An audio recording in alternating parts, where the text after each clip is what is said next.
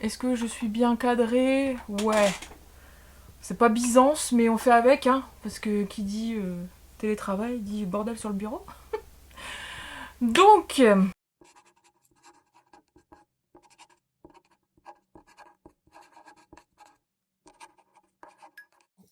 hello, j'espère que tu vas bien. On se retrouve aujourd'hui pour une nouvelle vidéo. Et comme tu as dû le voir dans le titre, c'est une vidéo assez particulière. C'est une vidéo que je voulais faire depuis très très longtemps. Mais j'attendais en fait de lire plus de livres. Et au final, bah, tu verras qu'au final, ça ne servira à rien. Parce que, comme tu as dû voir dans le titre, hein, c'est une vidéo sur mes méchants favoris. Sur les méchants, en fait, enfin les personnages, on va dire, oui, bah les méchants, en fait, de certaines méchants, certaines sagas, ou même, non, c'est que des sagas, qui m'ont marqué, qui ont quelque chose, en fait, qui fait que ils m'ont titillé, ils m'ont marqué. Et en fait, cette vidéo, je voulais la faire depuis un moment, sauf qu'au final, quand à chaque fois que je regardais ma bibliothèque, et je me disais, bah ouais, mais non, là non, là non, là non, et maintenant, là oui, peut-être, mais au final, en fait, tu te rends compte que tu t'attaches beaucoup, en fait, aux personnages principaux et du coup, bah, aux héros. Et c'est vrai que les méchants, au final, il y en a très peu qui se démarquent. Et au final, t'es quand même content, en fait, quand les méchants meurent à la fin ou bah, perdent à la fin, quoi. Et du coup, bah, en fait, il n'y en a pas énormément. Enfin, j'ai eu du mal. Franchement, j'ai eu du mal. Là, j'en ai trouvé. En fait, là, j'en ai quatre livres devant moi avec des méchants dedans. Mais en fait, il y a un livre où il y en a plusieurs. Enfin, une saga. Et au final, je voulais en avoir 5 parce que je m'étais dit 5 c'est bien. Je pensais en avoir 5, sauf qu'au final, bah non, je n'en trouve pas.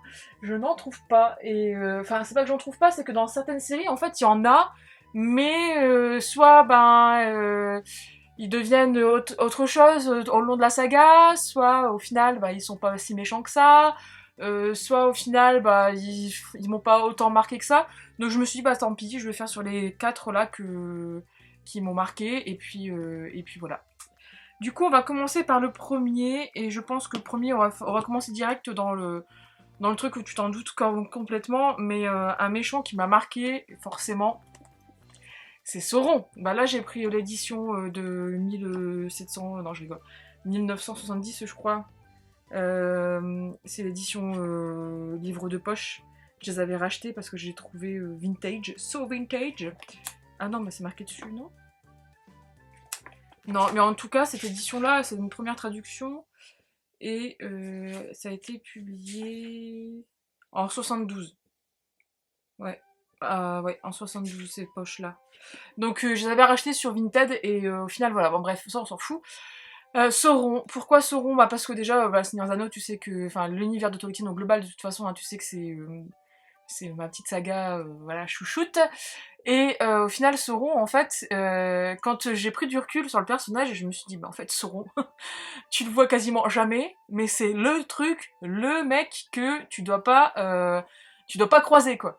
Et en fait, c'est le mec qui est toujours dans sa tour, enfin, là, on va dire dans le Seigneur des Anneaux, c'est pas le mec, c'est l'œil qui est toujours dans sa tour, et c'est le personnage, au final, que tout le monde craint, mais en fait, il fait rien, c'est juste, il envoie ses orques, il envoie Saruman, etc., et lui, il fout rien, enfin, il reste dans la tour, quoi.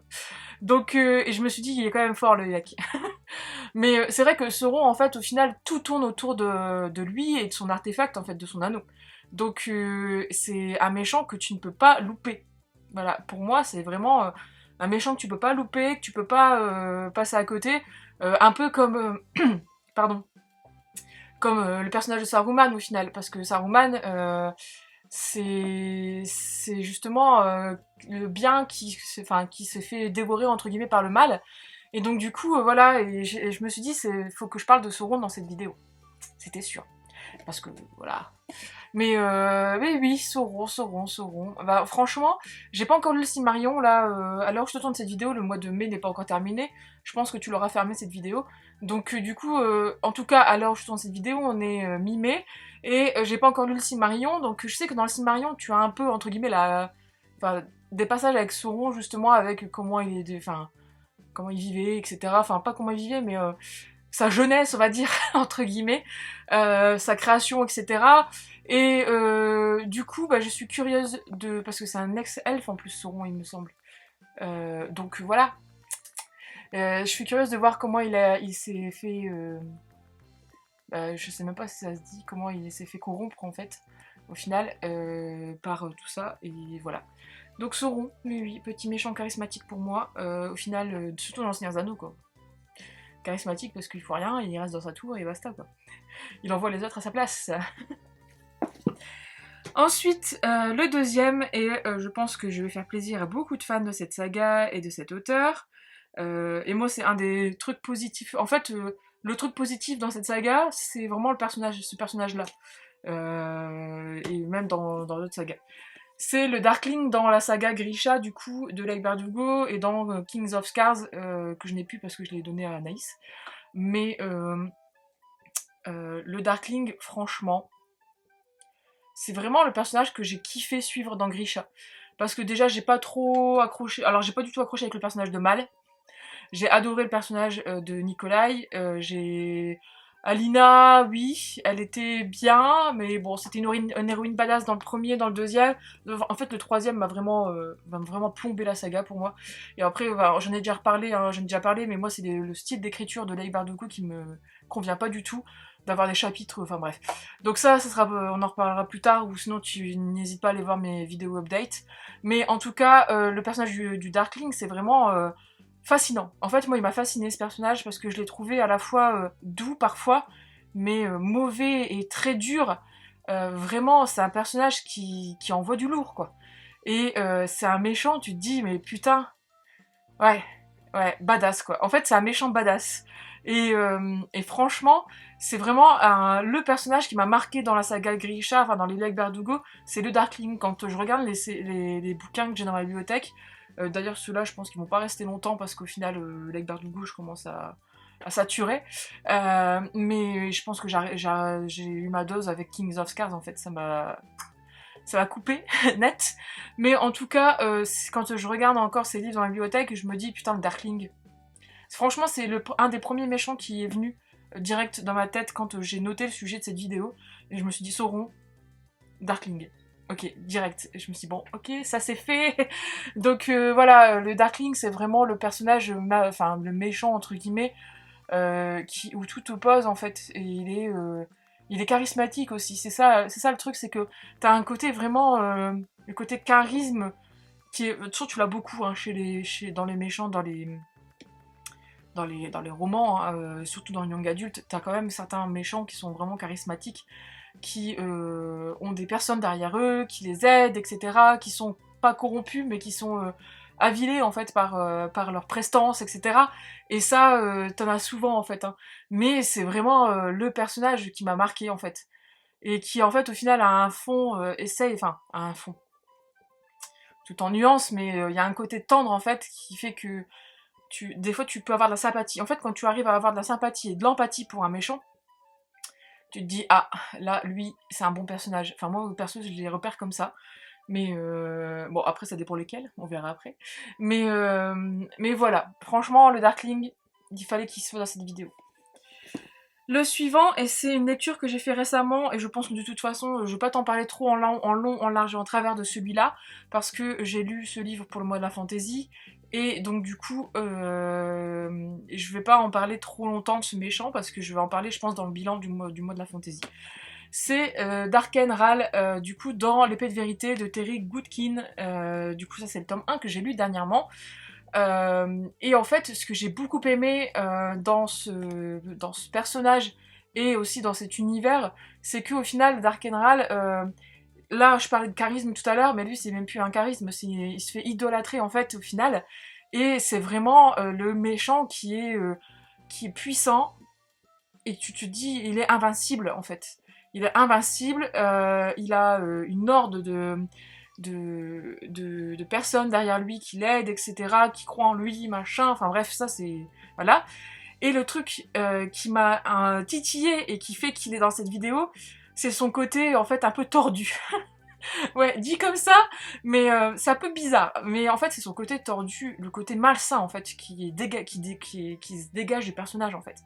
Parce que dans tout le long du bouquin, quand on parle de lui, quand on a son point de vue omniscient à lui, on est... T'es comme ça, quoi, tu te dis, putain, c'est crade. franchement, il y a des passages où je me suis dit c'est crade. Ouais, voilà le méchant, bah comment ils vont s'en sortir, tu vois. Et au final, en fait, c'est pour ça que je le mets dans cette vidéo, parce que c'est un des derniers méchants qui m'a marqué. C'est rare. Parce qu'après, il n'y en a pas grandement, hein. Oui, je regarde, mais au final, c'est pas vraiment des méchants. Mais, euh, mais c'est un des derniers qui m'a marqué, là. Bah, c'est le dernier qui m'a marqué, au final, bah, actuellement. Mais, ouais, il est... je sais pas, en fait, le sentiment que j'ai eu, parfois, c'était un poisseux, en fait. Je sais pas comment dire ça, dire qu'il est crade, mais en fait, ouais, il a un côté très... Enfin, le côté torture, le côté méchanceté, mais vraiment jusqu'au bout, et enfin, c'était tordu, en fait. Et en fait, j'ai bien aimé quand même ce personnage, parce que ça donne une autre dimension, en fait, à l'histoire, et ça implique encore plus le lecteur dans, pour comprendre, en fait, et pour vraiment s'impliquer encore plus dans la quête que mène Richard, en fait, dans l'épée de vérité. Voilà, je n'en dis pas plus parce que sinon bah, je vais anticiper la prochaine vidéo sur le bilan, donc ça sert à rien. Mais en tout cas, c'est un des méchants qui m'a marqué dernièrement, ouais. Et la dernière, oui oui, c'est une madame. Bon, il y en a plusieurs dans cette saga, de toute façon quand tu vas la voir tu vas dire bah oui. Mais je pourrais t'en donner deux en fait dans cette saga. Même plus, hein, même trois. Parce qu'au final, voilà. Mais la première est celle qui m'a vraiment... je me suis dit, en fait, dans une autre vie, j'aurais pu être elle. Je vais te dire pourquoi après. C'est, du coup, j'ai sorti le tome 5 d'Harry Potter et l'Ordre du Phénix, parce que dans ce tome 5, qui est-ce qui apparaît? Madame Dolores Ombrage. C'est dans le tome 5, hein, il me semble, que je me gourre pas, ou dans le tome 6, putain, je suis sûre que je me suis gourée, en fait. Quelle conne. Je regarde les chapitres, en fait. Je crois que je me suis gourée de tomes en fait. Je suis en train de les relire, hein, donc du coup c'est un peu long. Mais ah putain, c'est dans le tome 6. Ah non, décret d'éducation numéro 24. Donc elle est là, madame. Retenue douloureuse. Le professeur Ombrage. Il y a son chapitre carrément à elle. Ouais, c'est le chapitre 12. Donc franchement. Franchement, j'ai eu un doute là. J'ai eu peur que c'était dans le tome 6 parce que c'est vrai que dans le tome 6, tu la vois aussi. Bon, bref, pour autre chose, mais. Là, ce personnage, Dolores Ombrage, c'est... En fait, comme je disais, j'aurais pu être ce personnage... alors pas mentalement, hein, mais côté style, j'aurais pu être Ombrage dans une autre vie. Parce que j'adore, en fait, j'adore le côté vieux british, tweed, tout en rose, en plus le rose c'est ma couleur. Les petits chats, alors les petits chats.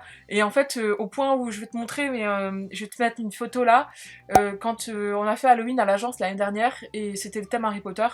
Et donc chacun devait se déguiser en un personnage d'Harry Potter, et on avait défini qui se déguisait en quoi. Et moi ça a été direct, on m'a dit, toi tu fais Ombrage. Je voulais faire Bellatrix, mais bon, avec les cheveux je ne disais pas. Mais du coup, bah, j'ai fait Ombrage, donc je te montrerai une photo de mon déguisement, enfin mon cosplay, on va dire, d'Ombrage. Mais en tout cas, enfin, j'aime bien ce personnage. Je l'aime bien parce qu'au final, c'est une vraie connasse. En fait, c'est une vraie connasse. Et parfois, en fait, moi aussi, je peux être une vraie connasse, en fait. Donc c'est peut-être pour ça qu'elle m'attire, en fait, que c'est un personnage, en fait, qui est vendu. Alors oui, c'est pas pour ça qu'elle m'attire, hein, mais en fait oui, c'est une connasse dans le fond, et je sais que des fois je peux être une vraie connasse, mais en fait au-delà de ça, c'est un personnage au final qui est voilà, en fait c'est un méchant par procuration entre guillemets, parce qu'elle veut bien faire pour une personne, notamment bah là le ministre de la magie. Donc au final elle devient exécrable, elle est exécrable, et alors qu'au final, ben non, elle est... Enfin, au final, en fait, elle fait son job, mais en fait, tu la classes dans le côté méchant, en fait. Et franchement, c'est ça qui fait que Ombrage, c'est vraiment le petit personnage de ça, puis plus son style. En fait, moi, c'est le style du personnage aussi que j'ai adoré, parce que, faut quand même le dire, dans chaque saga là, que j'ai pu te présenter, ou même dans d'autres sagas qui existent, les méchants ont aussi un style qui est propre à eux, qui est, quand tu vois que c'est un bon méchant, perso, quand il est bien,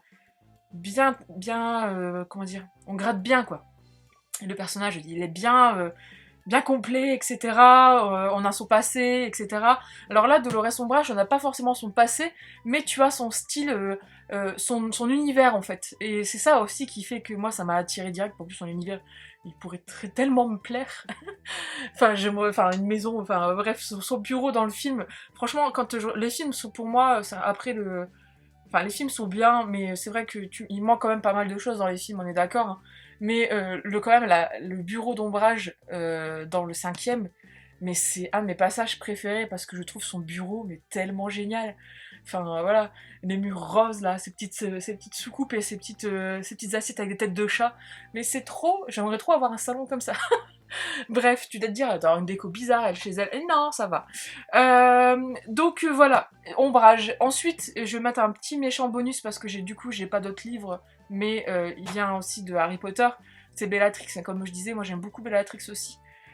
Comme méchant, parce que Bellatrix par contre, elle est pourrie jusqu'à la moelle quoi. Elle est pourrie de chez pourrie, elle est complètement ravagée et et aussi pareil encore une fois tu vois, elle est ravagée tout ça parce qu'en fait elle sert quelqu'un, elle sert Voldemort et ce qui fait qu'au final elle est ravagée, enfin elle aurait pu tourner bien mais en fait elle tourne pas bien parce que en fait elle est au service de Voldemort et en fait au final c'est vraiment un personnage aussi que j'aime beaucoup dans Harry Potter parce que tu te dis mais putain la salope. Alors, là, l'autre, Dolores Sombrage, c'est une connasse, mais elle, c'est vraiment une grosse salope, quand même. Tu te dis, enfin, une grosse, ouais, dégueulasse, quand même, hein. Enfin, quand tu réfléchis à tout ce qu'elle a fait. Mais voilà, c'est vraiment un des méchants, enfin, une des méchantes, du coup, qui est charismatique aussi, parce qu'au final, elle a son grain de folie et son côté complètement perché aussi, hein, au final. Et qui pourrait, en fait, elle me fait, quand tu fais le... Je sais pas pourquoi, hein, mais moi, quand je pense à Bellatrix et que je pense à un Disney, elle me fait penser à Ursula. Je sais pas pourquoi. Ursula ou Cruella d'Enfer. Et c'est les deux. Je sais pas pourquoi, c'est... Tu vois, elle veut pas me faire penser à la méchante reine ou à Maléfique. Elle me fait vraiment penser à ces deux méchantes là, quand tu fais le parallèle dans Disney. Donc peut-être que ça a inspiré J.K. Rowling, hein, je sais pas. Mais en tout cas, voilà. Voilà. Bref, du coup, cette vidéo est terminée. J'espère qu'elle t'a plu. N'hésite pas à me dire en commentaire, toi, quels sont tes méchants favoris, parce qu'au final, peut-être que moi, genre, en fait, je vais me dire, mais quand je vais lire les commentaires, je vais me dire, mais putain, mais oui, il y avait lui aussi, et putain, ouais, pourquoi j'en ai pas parlé, lui aussi, c'est vraiment un méchant qui est charismatique, etc. Donc n'hésite pas à me mettre tes méchants, toi, favoris en commentaire, ou les méchants qui t'ont vraiment marqué. Et puis si tu as aimé cette vidéo, comme d'habitude, mettre un petit pouce bleu, ça fait toujours plaisir. Et puis si tu n'es pas abonné à la chaîne, bah n'hésite pas, ça fait toujours plaisir aussi. Et du coup, je te dis à bientôt pour une prochaine vidéo, je sais pas ce que ce sera, mais on verra. Je pense, je sens un petit update lecture parce que, voilà, parce qu'il y a des lectures que j'ai faites, donc il faut que... On verra. Là, je suis en train de faire mon planning, tu vois, tu te rends compte que je suis en train de faire mon planning de vidéos de publication dans ma tête. Mais bref, donc du coup, je te dis à bientôt pour une prochaine vidéo.